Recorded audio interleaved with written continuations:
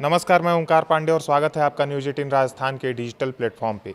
पश्चिम बंगाल विधानसभा चुनाव 2026 में 144 फाल्टा विधानसभा सीट का चुनावी मुकाबला इस समय पूरे देश में सबसे हॉट टॉपिक बना हुआ है। दक्षिण 24 परगना जिले की इस हाई प्रोफाइल सीट पर आज सुबह 8 बजे से वोटों की गिनती शुरू हो चुकी है। आपको बता दें कि इस सीट पर पहले 29 अप्रैल को वोटिंग हुई थी, लेकिन ईवीएम में गड़बड़ी और चुनावी धांधली की शिकायतों के बाद चुनाव आयोग ने कड़ा फैसला लेते हुए वहां के सभी 285 बूथों पर दोबारा मतदान कराने का आदेश दिया था। इसके बाद 21 मई को फाल्टा सीट पर फिर से शांतिपूर्ण ढंग से रीपोलिंग कराई गई, जिसमें जनता ने बढ़ चढ़कर हिस्सा लिया।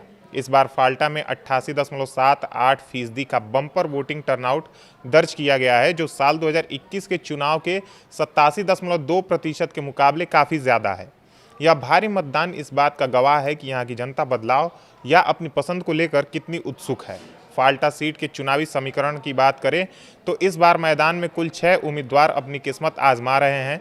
इनमें तृणमूल कांग्रेस यानी टीएमसी से जहांगीर खान, भारतीय जनता पार्टी यानी बीजेपी से देवांशु पांडा, कांग्रेस से अब्दुल रज्जाक मुल्ला और सीपीआईएम से शंभुनाथ कुर्मी मुख्य दलों के चेहरे हैं। इनके अलावा 2 निर्दलीय उम्मीदवार दीप हाथी और चंद्रकांत रॉय भी मैदान में खड़े हैं। लेकिन इस चुनाव में सबसे बड़ा और चौंकाने वाला ट्विस्ट वोटिंग से ठीक पहले आया। टीएमसी के उम्मीदवार जहांगीर खान ने रीपोलिंग से 2 दिन पहले अचानक मीडिया के सामने आकर चुनावी रेस से हटने का ऐलान कर दिया।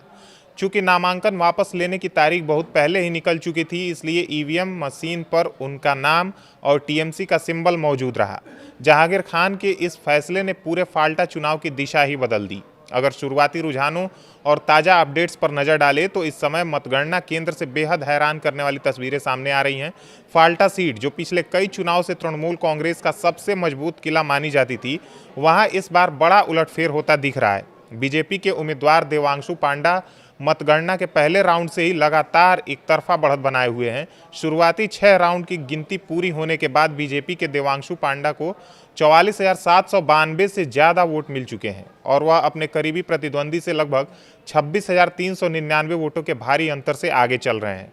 वोट शेयर के मामले में भी बीजेपी इस सीट पर कमाल करती दिख रही है और देवांशु पांडा ने अब तक गिने गए वोटों में से करीब 63.79% हिस्से पर अपना कब्जा जमा लिया है।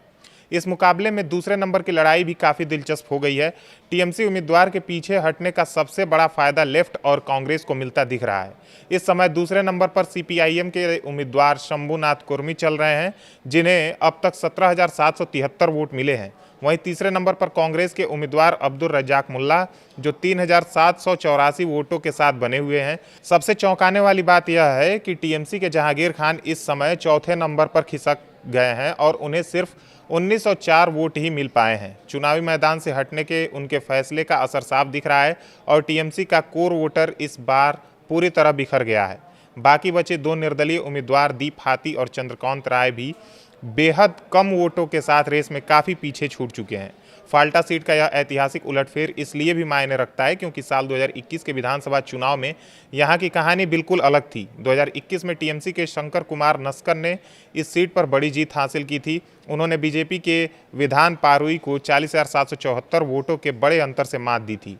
टीएमसी यहाँ साल 2001, 2011, 2016 और 2021 में लगातार चुनाव जीतती आ रही थी, लेकिन 2026 के इस रीपोल ने पूरे राजनीतिक गणित को उलट कर रख दिया है। मतगणना केंद्र के बाहर सुरक्षा के बेहद कड़े इंतजाम किए गए हैं ताकि किसी भी तरह की अप्रिय घटना को रोका जा सके।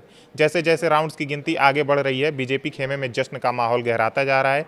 वहीं टीएमसी के लिए यह नतीजे आत्ममंथन करने वाले साबित हो रहे हैं। देखना होगा कि आखिरी राउंड की गिनती खत्म होने तक यह बढ़त कितनी बड़ी जीत में तब्दील होती है।